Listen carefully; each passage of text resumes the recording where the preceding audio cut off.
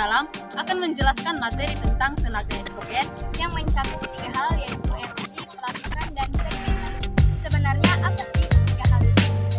Mari kita simak. Apa sih sedimentasi itu? Kamu nanya?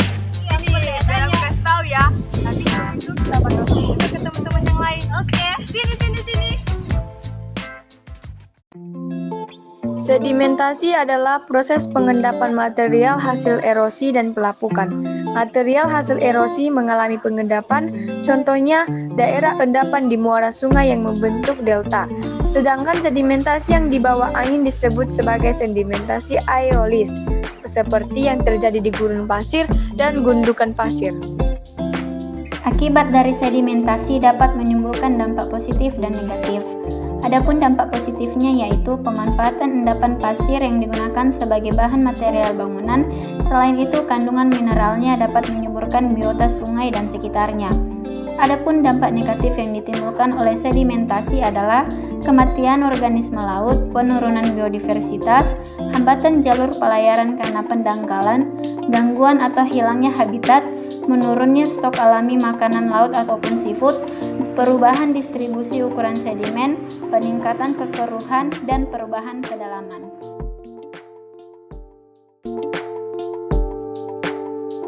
Oke teman-teman, jadi sudah mengerti kan sekarang apa yang dimaksud dengan sedimentasi? Sekarang kita lanjut ke penjelasan erosi. Apa sih yang dimaksud dengan erosi? Sini, biar aku jelasin. Jadi erosi itu adalah secara ilmiah, erosi adalah pengikisan material permukaan tanah secara bertahap, terutama batuan, endapan atau sedimen, dan tanah akibat air, angin, atau es.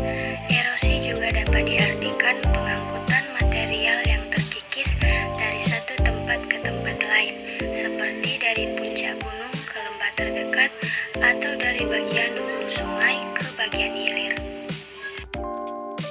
1. Erosi percik disebabkan oleh air hujan yang jatuh ke dalam tanah dan menghanyutkan tanah tersebut. 2. Erosi lembar terjadi di tanah pada daerah lereng gunung. Lapisan bagian atas tanah akan hanyut bersama air hujan.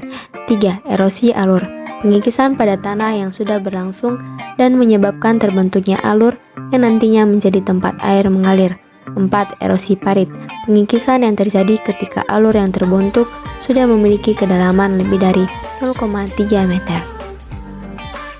Deflasi atau erosi angin adalah suatu peristiwa berpindahnya suatu material dari satu tempat ke tempat lain yang diakibatkan oleh pergerakan angin. Material vulkanik hasil erupsi kemudian terbawa oleh aliran sungai ke wilayah muara dan kemudian sampai di Samudra Hindia.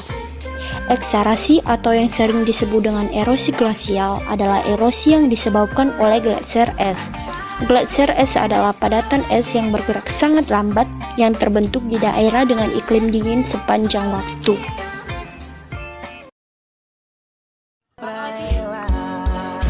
Enak banget. Materi kita kan belum selesai. Iya, materi kita apa sih pelapukan?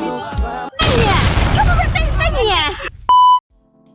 Pelapukan adalah proses penghancuran batuan dari bongkahan besar menjadi bongkahan kecil.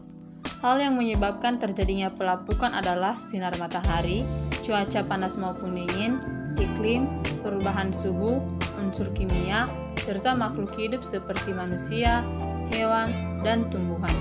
Dengan demikian, penyebab terjadinya pelapukan dapat kita golongkan menjadi pelapukan kimiawi, pelapukan mekanik, dan pelapukan biologis. Sekian dari hasil kelompok kami. Terima kasih. Dadah. Salah juga. Sekian penjelasan dari kelompok kami. Terima kasih. Dadah.